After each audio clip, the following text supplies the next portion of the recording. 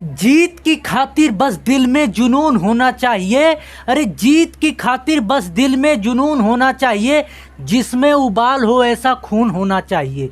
ये आसमां भी आएगा एक दिन ज़मीं पर, ये आसमां भी आएगा एक दिन ज़मीं पर, बस इरादों में जीत की गूंज होनी चाहिए। हेलो दोस्तों, आप सभी का स्वागत है आपके अपने यूट्यूब चैनल ऑपरेशन विजय में। दोस्तों मैं हूं अखिलेश यादव। आज का टॉपिक बहुत ही अर्थमेटिक में बहुत ही शानदार होने वाला है। टॉपिक का नाम क्या है? समांतर श्रेणी। आज इसका दूसरा लेक्चर, इसके पहले एक लेक्चर हमने ले चुका है। नहीं देखें तो उसका लिंक डिस्क्रिप्शन में दे रहे हैं, वहाँ से जाके जरूर देखिएगा।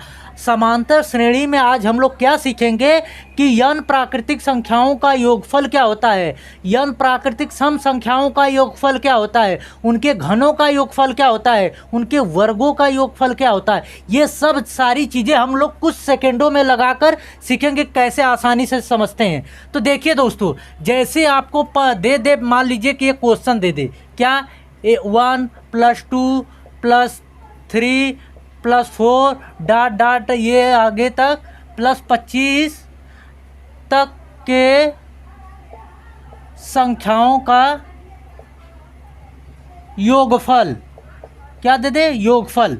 तब आप कैसे निकालेंगे इसको? एकदम आसान चीज़ है, तो एकदम कंसंट्रेट होकर समझिएगा। देखिए क्या करते हैं, डायरेक्ट करते हैं कि देखिए ये जो नंबर है ना, ये लास्ट वाला नंबर, जब n प्राकृतिक, आप यहाँ पे ये समांतर श्रेणी, आप पूछ सकते हैं कि मास्टर ये चीज़ बताइए कि ये समांतर श्रेणी, पहली बात तो होती क्या चीज़ है और ये कैसे समांतर श्रेणी है। समांतर श्रेणी ये होता है दोस्तों, कोई भी श्रेणी जैसे कि 1 2 2 3 4 5 ये डॉट डॉट आगे तक चला गया है। तो यहाँ पे देखिए दूसरे में से पहले को ये T1 पद हो गया, ये दूसरा पद, ये तीसरा पद, ये चौथा पद। तो इसको करते हैं दोस्तों T2 - T1 बराबर T3 - T2 अगर है तो ये आपकी समांतर श्रेणी है। मतलब कि इनके बीच का अंतर समान होना चाहिए सब में। देखिए इसके बीच का अंतर 1, इसके बीच के अंतर 1, इसके बीच का अंतर 1, तो चाहे 1 1 आए, मतलब समान अंतर होना चाहिए, तो वो समांतर श्रेणी कहलाता है। तो ये भी प्राकृतिक संख्याएं भी आपकी समांतर श्रेणी में आती हैं। देखिए इनके बीच का अंतर 1 होगा कि नहीं, और 3 और 2 के बीच का अंतर 1 होगा, 3 और 4 के बीच का अंतर 1 होगा। तो इसी तरह ये समांतर श्रेणी के अंतर्गत आता है। तो इस तरह आपको नंबर दे देगा, कहेगा कि 25 तक के सभी प्राकृतिक संख्याओं का योगफल बताइए। तो सिंपल सा एक लाइन का कॉन्सेप्ट लगाइएगा, ये जो नंबर आखिरी में रहता है उसके गुणे में इससे एक अधिक 26/2। सिंपल सा एक लाइन का कॉन्सेप्ट, जो आखिरी में नंबर होता है उसके गुणे में एक, इससे एक बढ़ा के लिखिएगा /2। तो ये काटेंगे तो 13 आ जाएगा, और 13 × 5 = 65, 13 दूना 26, 2 32, 325 आ गया। यानी कि 101 से 25 तक के सभी प्राकृतिक संख्याओं का योगफल क्या निकल के आ गया? 325 आ गया। क्लियर? अगर इसको सूत्र में इसको जामा पहना है दोस्तों, तो सूत्र क्या होता है? n प्राकृतिक संख्याओं का योगफल बराबर होता है n कोष्ठक में n + 1/2 होता है। ठीक, ये हमने आपको शॉर्टकट बताया, डायरेक्ट इस तरह लगाया करिए। सूत्र याद करना है तो आज से तो पहले से तो याद ही कर रहे हैं सूत्र क्या होता है, वो याद करते हैं भूल जाता है। ये आपको पता होना चाहिए कि जब भी प्राकृतिक संख्या की बात करें, इससे एक अधिक करके गुणा करके /2 कर दीजिए, आ जाएगा आंसर आपका।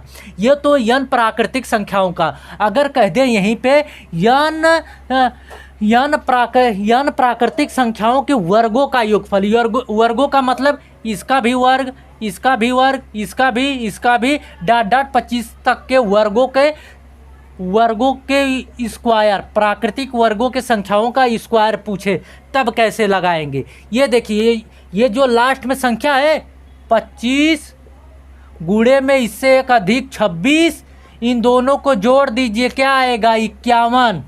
25 इससे एक अधिक 26, इन दोनों को जोड़ के लिख दीजिए यहाँ पे 51/6। बस एक लाइन का जो है कॉन्सेप्ट है।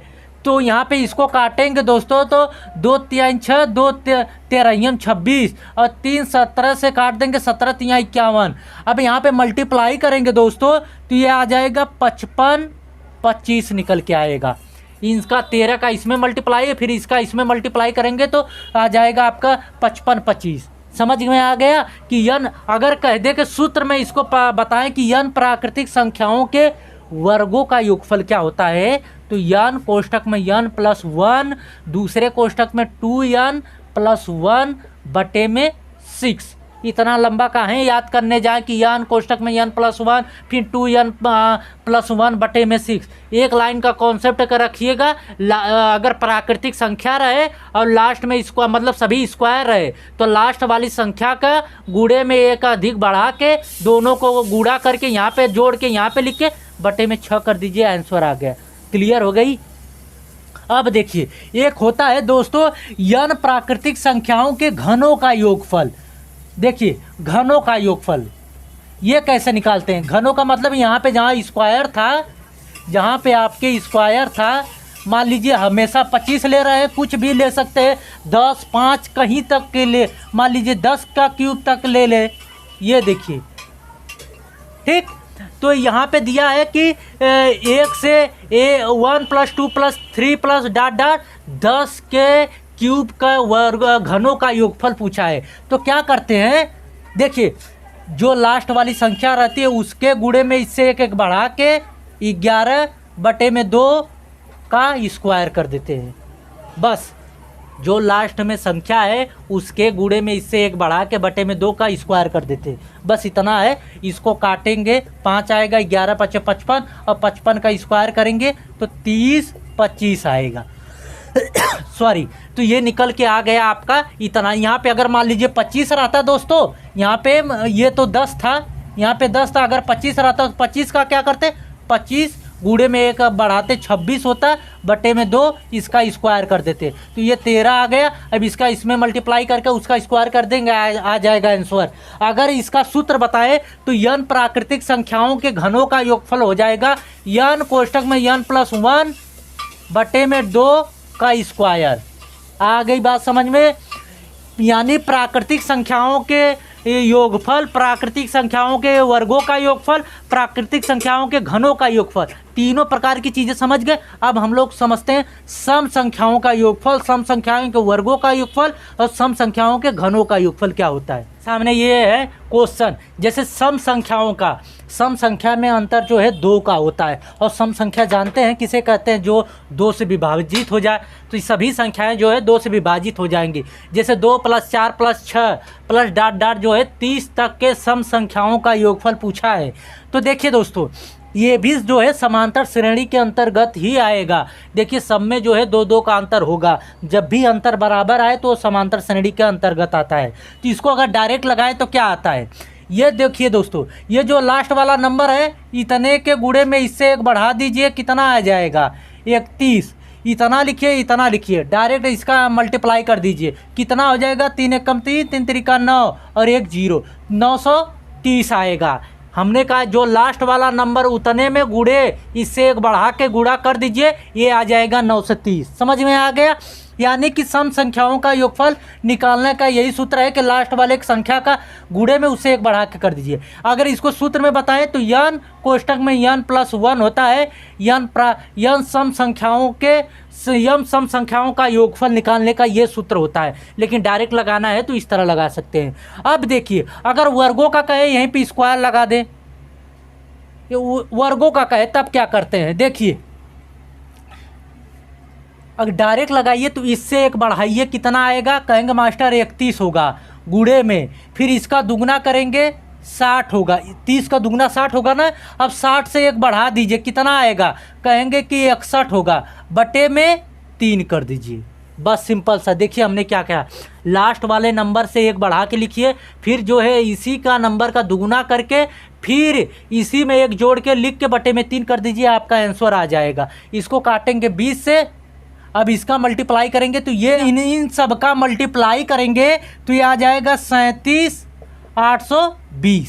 ठीक, यहाँ से आपको इसका मल्टीप्लाई करके ये आसानी से लगा लेंगे। लेकिन अगर सूत्र की बात करें तो इसका सूत्र क्या होता है, 2n कोष्टक में n + 1 और दूसरे कोष्टक में 2n + 1 बटे में 3 होता है। n सम संख्याओं के वर्गों का योगफल निकालने का यह सूत्र होता है। 2n कोष्टक में n+1 और दूसरे कोष्टक में 2n+1 बटे में 3। इतना कौन माथापच्ची करने जाए, डायरेक्ट करिए।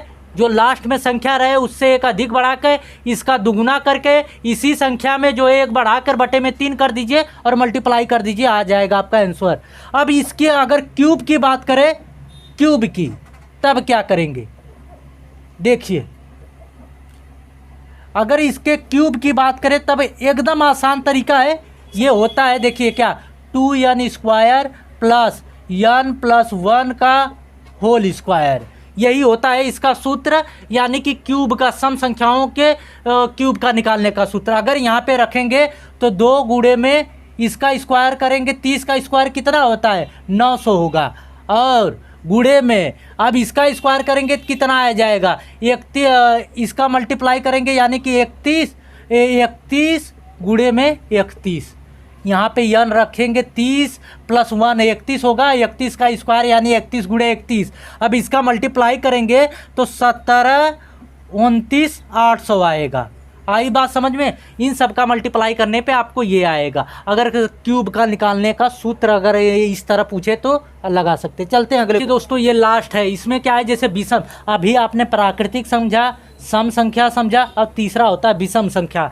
तो कह दे कि प्रथम n विषम संख्याओं का योगफल पूछे तो डायरेक्ट जो कहते हैं n² करते हैं, बस सिंपल सा। अगर n विषम संख्याओं का योगफल कहे, और इसमें जो है विषम वाले में 2 ही प्रकार के पूछता है। ये कौन कौन सा, एक विषम संख्याओं का योगफल और ये विषम संख्याओं के घनों का योगफल, 2 ही ज़्यादा पूछता है। तो देखिए अब इसका जो है स्क्वायर कर देंगे 10 का, मान लीजिए जैसे पूछ दे प्रथम 10 विषम संख्याओं का योगफल क्या होगा, तो इसका स्क्वायर 10 का करेंगे तो आएगा 100। आई बात समझ में। अगर यहीं पे कह दे कि प्रथम विषम संख्याओं के घनों का योगफल, किसका, घनों का योगफल कर दे, तब क्या करेंगे देखिए। क्या करेंगे दोस्तों, n² कोष्टक में 2n² - 1, ये घनों का याद कर लीजिए, और जो है विषम संख्याओं का योगफल याद कर लीजिए। अब यहाँ पे रखेंगे 10 तो ये 100 हो जाएगा, और गुणे में यहाँ पे रखेंगे तो 199 होगा, तो मल्टीप्लाई करेंगे तो 199, ये 00। आई बात समझ में। यानी 10 विषम संख्याओं के घनों का योगफल निकल के ये आ गया। 2 ही सूत्र इसमें याद कर लीजिए, और सम और विषम में आपको तीनों पता होना चाहिए। ठीक, तो आई होप कि ये वीडियो आप लोगों को अच्छी लगी होगी दोस्तों। अभी तक चैनल को सब्सक्राइब नहीं किया, सब्सक्राइब कर लीजिए और बेल आइकन को दबा लीजिए कि आने वाले वीडियो का नोटिफिकेशन आपको मिलता रहे। कैसी लगी वीडियो कमेंट के माध्यम ज़रूर बताइएगा। अगर अच्छी लगे तो दोस्तों के बीच में शेयर करिएगा और लाइक करिएगा। ठीक, मिलते हैं नेक्स्ट वीडियो में दोस्तों। जय हिंद।